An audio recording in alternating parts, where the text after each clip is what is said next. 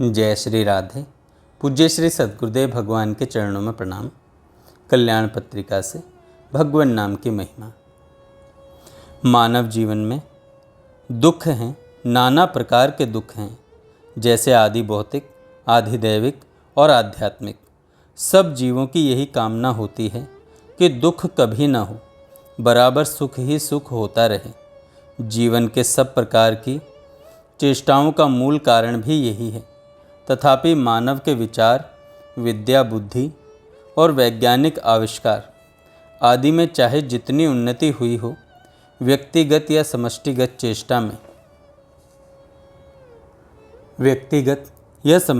चेष्टा में इस उद्देश्य की प्राप्ति अभी नहीं हो रही है। दुख मानो दिन प्रतिदिन बढ़ता ही जा रहा है। सभी जानना चाहते हैं कि दुख से मुक्ति और शांति की प्राप्ति कैसे होगी। हमारे शास्त्र इस विषय में हमको मार्ग दिखलाते हैं। वे निश्चय पूर्वक बतलाते हैं कि पाश्चात्य जड़ सभ्यता में चाहे कितनी ही चमक दमक दिखाई पड़े, उसमें दुखों से मुक्त करने या शांति प्रदान करने की क्षमता नहीं है। आधुनिक वैज्ञानिक उन्नति के युग में यह सत्य अधिक सुस्पष्ट रूप में प्रतीत हो रहा है। तो क्या दुख दूर करने का कोई उपाय है? आनंद प्राप्ति का कोई मार्ग है? हमारे सब शास्त्र एक वाक्य में कहते हैं कि मार्ग है एक परम वस्तु। श्रीमद् भगवद गीता कहती है, जिसको प्राप्त कर लेने पर सब कुछ प्राप्त हो जाता है और कोई अभाव नहीं रहता। फिर भारी से भारी दुख भी उसे रंच मात्र विचलित नहीं कर पाता। वह परम वस्तु है। वह परम वस्तु क्या है? शास्त्र कहते हैं कि वह ब्रह्म है, परमात्मा है, भगवान है। दुख में अधन्य जीव के जीवन की चरम सार्थकता श्री भगवान के सानिध्य प्राप्ति में है, क्योंकि वह केवल महान ही नहीं है, उसको जानकर, उसको पाकर जीव भी बड़ा हो जाता है।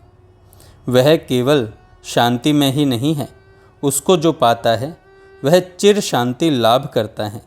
वह केवल अमृत में ही नहीं है, उसको प्राप्त करने पर जीव की मरणशीलता भी छूट जाती है, वह अमृत हो जाता है।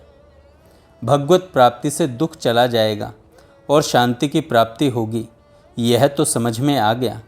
अब प्राप्ति का उपाय क्या है? किस पथ से जाने पर भगवान प्राप्त होंगे? और उपाय भी ऐसा होना चाहिए जो इस कलयुग के लिए उपयोगी हो और सर्वसाधारण के लिए साध्य हो, तभी प्राप्ति हो सकती है। अब प्रश्न यह है कि क्या ऐसा कोई उपाय है? शास्त्र कहते हैं, सतयुग में ध्यान, त्रेता में यज्ञ के द्वारा और द्वापर में परिचर्या के द्वारा जो परम वस्तु की प्राप्ति होती है, कलयुग में केवल हरि नाम संकीर्तन से उसकी प्राप्ति होती है। कलयुग में बहुत से दोष होने पर भी यह एक महान गुण है कि इसमें श्री हरि नाम का बहुत प्रचार होता है। नाम ही युग धर्म है।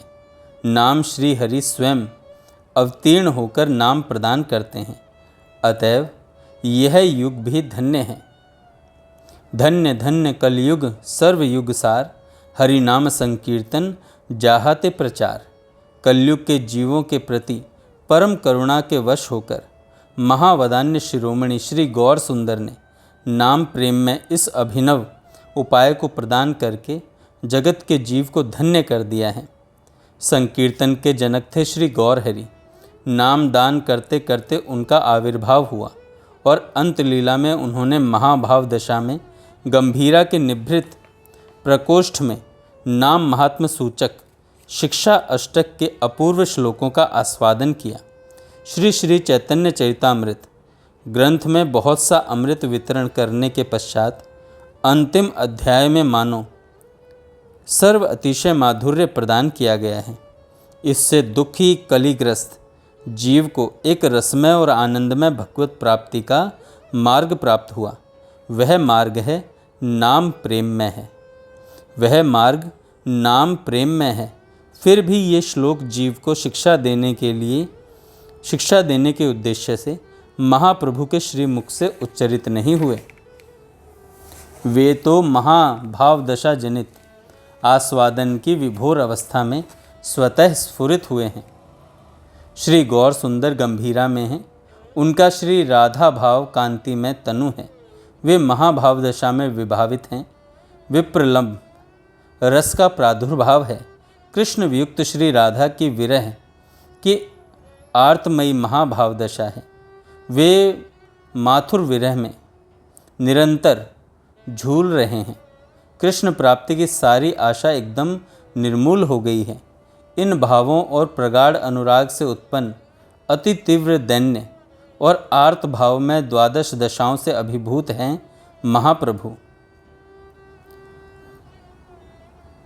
इस गौर विग्रह विषाद सिंधु से अकस्मात हर्ष रूप संचारी भाव का उदय हुआ। कृष्ण वियुक्त अभिनव श्री कृष्ण श्री गौर सुंदर के मन प्राण आनंद से उद्वेलित हैं। कृष्ण विरह के गंभीर दुख में अचानक इतना आनंद कैसे हो गया? क्या उनको श्री कृष्ण मिल गए? नहीं, ऐसा तो नहीं है।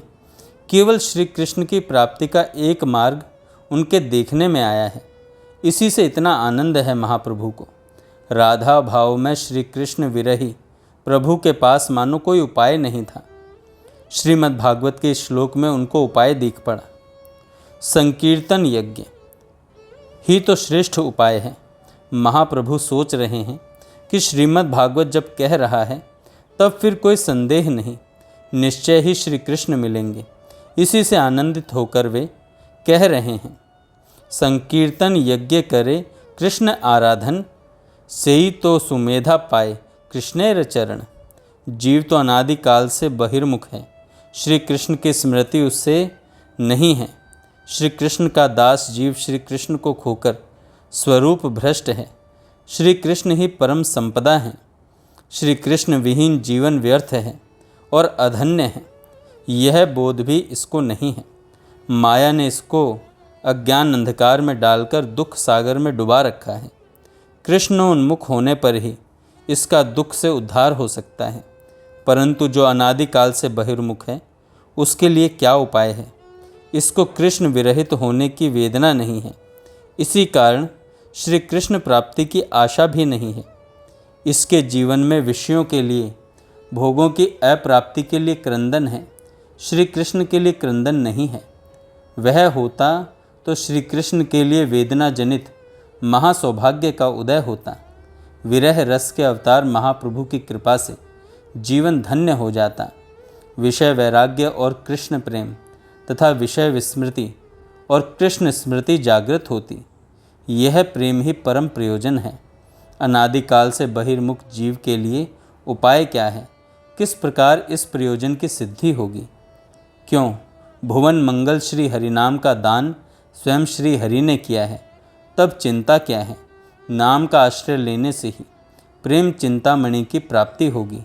श्री हरिदास ठाकुर ने स्वयं कहा है, नाम के फलस्वरूप पार्थिव अभाव अभियोग तथा सांसारिक दुख दूर होना अथवा मोक्ष का प्राप्त करना कोई बड़ी बात नहीं है। ब्रह्मा आदि देवताओं के लिए भी दुर्लभ शुद्ध ब्रज प्रेम तक की प्राप्ति नाम से हो जाती है। तीर्थ में वास, लक्ष लक्ष गोदान अथवा कोटि जन्म के सुकृत कुछ भी श्री गोविंद नाम के तुल्य नहीं है। नाम की सामर्थ्य असीम है, अचिंतनीय है। केवल नामाभास से ही जन्म जन्मांतर के सारे पाप भस्मीभूत हो जाते हैं और मोक्ष की प्राप्ति होती है। जब नामाभास का यह फल है, तब नाम की महिमा वर्णन करने में कौन समर्थ है? श्री तुलसीदास जी ने कहा है, राम न सकहीं नाम गुण गाई, अर्थात राम नाम की महिमा स्वयं राम जी भी नहीं कह सकते, फिर औरों की तो बात ही क्या है। जय श्री राधे।